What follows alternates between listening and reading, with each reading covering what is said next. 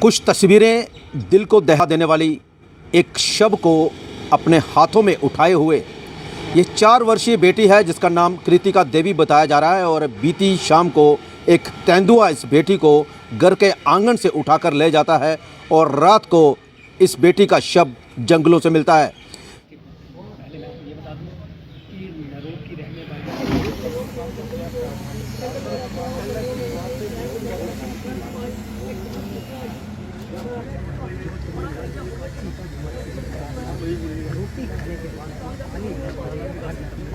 सत्य कहेंगे, सत्य लिखेंगे, सत्य चलेंगे।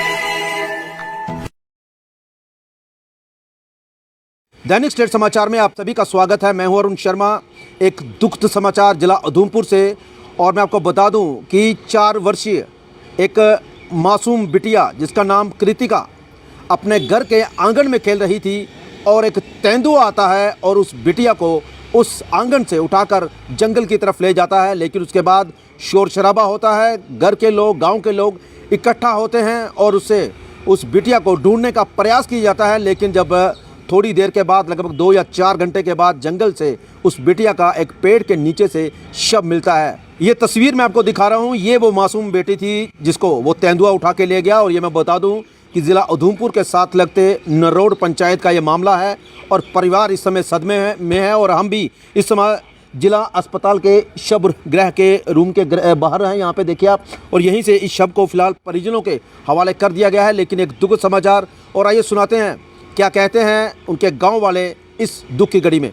मेरा नाम पवन कुमार है और मैं नरोड गांव का ही रहने वाला हूं। जिस गांव की ये बच्ची थी बेचारी, ये करीब 7:30 बजे का कल शाम का वाक़या है। और जब शोर शराबा शुरू हुआ गांव में तो हमने एक दूसरे को कांटेक्ट किया कि क्या बात है भाई, कि इतना शोर क्यों पड़ा हुआ है।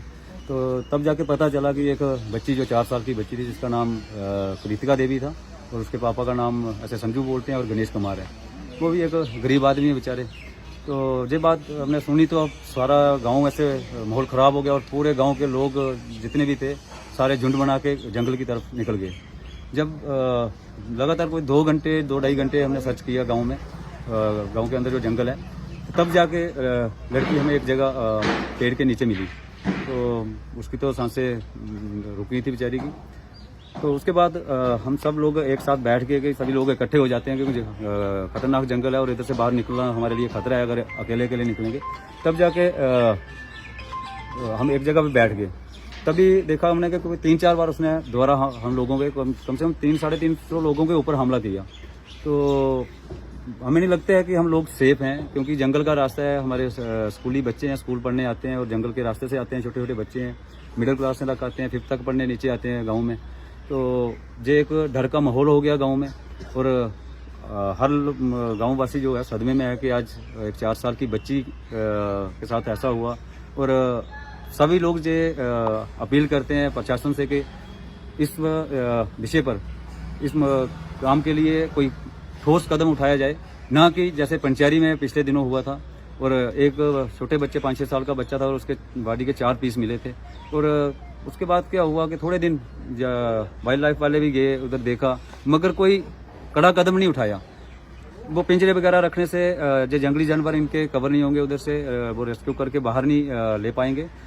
कम से कम इतना ऐसा करो कि 2-4 दिन इनकी फोर्स अगर उस गांव में रहे, उस जंगल में रहे, बाकी गांव के लोग, हम सब लोग सहयोग करेंगे इनका।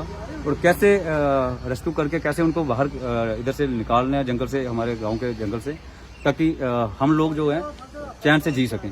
और आज के टाइम मैं बताऊं कि आज के दिन जो लोग हैं तो दिन को भी घर से बाहर निकलना खतरा समझ रहे हैं अपने लिए। मेरा नाम गणेश कुमार है, मैं नरोड रहना ऊपर गया है।